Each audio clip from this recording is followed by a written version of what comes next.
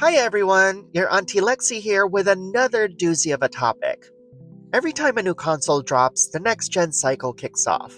We start hearing about what comes next. And this has happened for as long as I've followed gaming news. A new system launches, like the Switch 2 did, and sure enough, the chatter begins.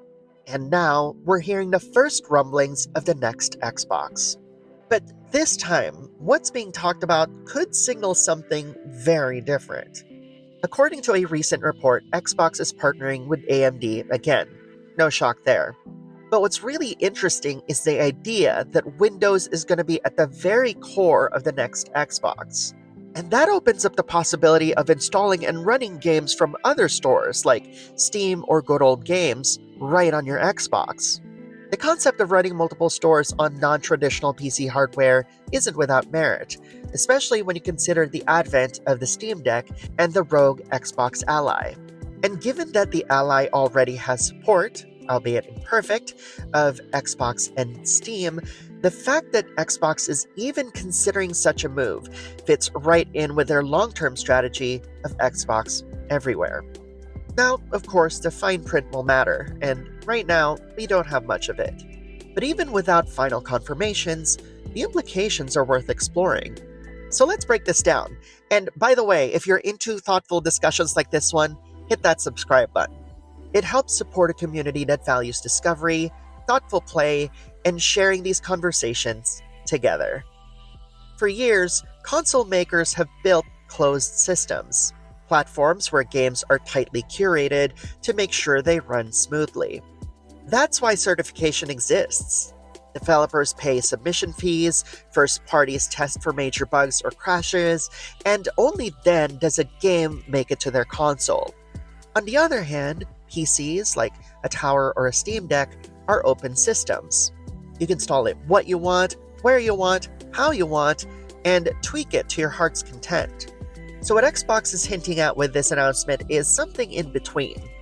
Instead of giving us full PC level control, command line root access, that sort of thing, they could keep the protective, streamlined nature of a console, but allow us to install multiple storefronts. Almost like how you'd install streaming apps on your console, but for games. And with Windows being at the heart of this next Xbox, you're also looking at a system where backwards compatibility is basically built in, though physical media being supported is an entirely different thing altogether.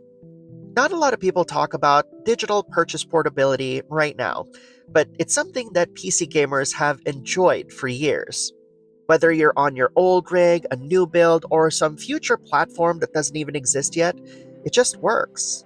And tying games you bought on other storefronts into that, you're literally bringing your games with you onto hardware you can use to play them on. If the next Xbox really does allow you to install Steam, you're part of their ecosystem, even if you mostly play games you bought somewhere else. Whether you just have a few Steam games or an entire library, Xbox suddenly becomes a valid place for you to play almost all of your games. And it's not just about the buying and downloading of these games. It's also save portability. The idea that your progress carries over with you no matter what hardware you play it on, or what next-gen console you play it in. Okay, I know that it might sound silly to imagine streaming a game on your phone just to squeeze a few minutes. But for JRPG fans like us, those moments add up. Whether it's grinding a bit, clearing a dungeon, or just nudging the story forward, that kind of flexibility could change how we experience these games. Alright, I see you PC gamers, I know what you're thinking. Okay, cool, the Xbox can play games, but I already have a PC for that. Why would I want to play them on an Xbox? And sure, that's fair. But think about the potential use cases. Maybe your Xbox lives in the living room while your PC is set up in a more private space, like a bedroom or an office. Having options like this can simply make it easier for you to play games where you want, when you want.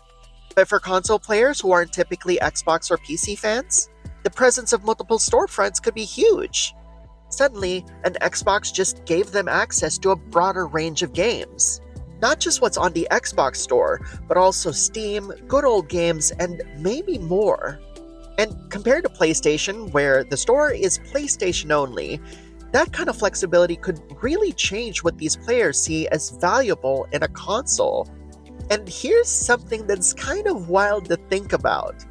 If the next Xbox does let you install Steam, guess whose games you'll be able to play on it? PlayStation's. Suddenly, this isn't just a box that plays Xbox or Steam games. It's potentially a box that plays any PlayStation game released on Steam. So, while PlayStation keeps its store locked onto its own hardware, Xbox could become the place where you can play almost everything. In a way, what Microsoft seems to be aiming for isn't just about letting you run different storefronts.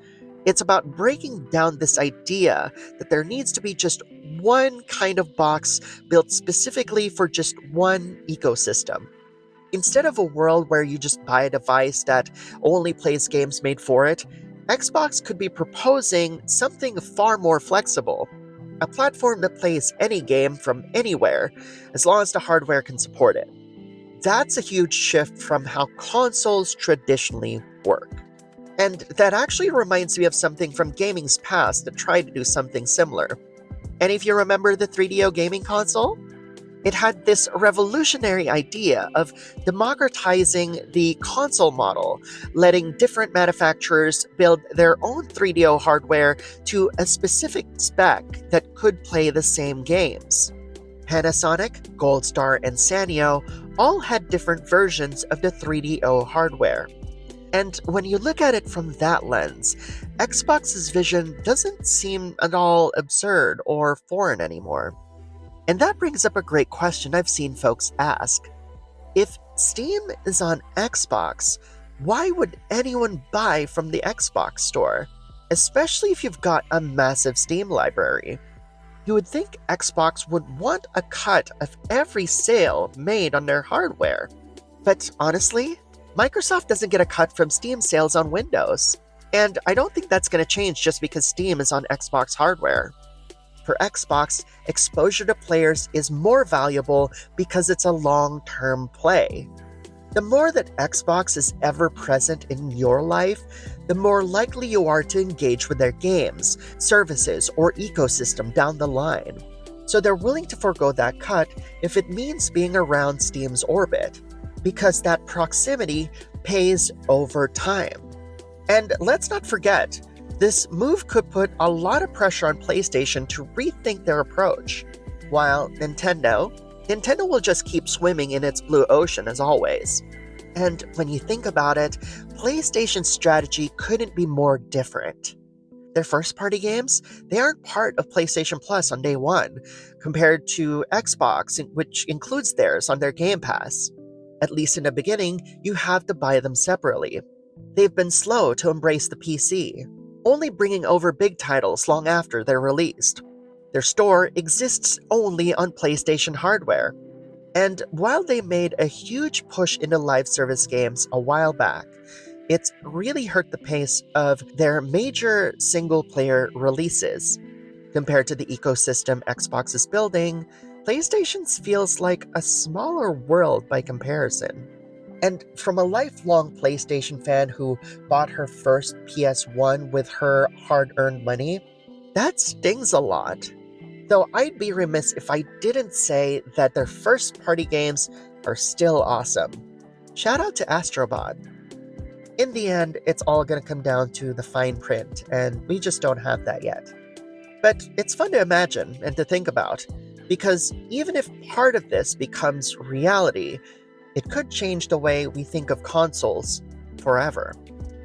How would you feel about buying a game once, knowing it'll work on future platforms, and being able to pick up where you left off regardless of what device you're playing on? Does that sound like the future of gaming to you, or do you see some risks involved? Post your thoughts in the comments below, and let's talk about it. And if you want to help support thoughtful content like this one, consider checking out my Patreon at patreon.com/backlogbattle. There aren't a lot of trans folks doing what I'm doing in the gaming space, and your support helps me keep sharing these stories, these conversations, and building a community where everyone feels welcome. Thank you very much for watching, and I'll see you in the next video.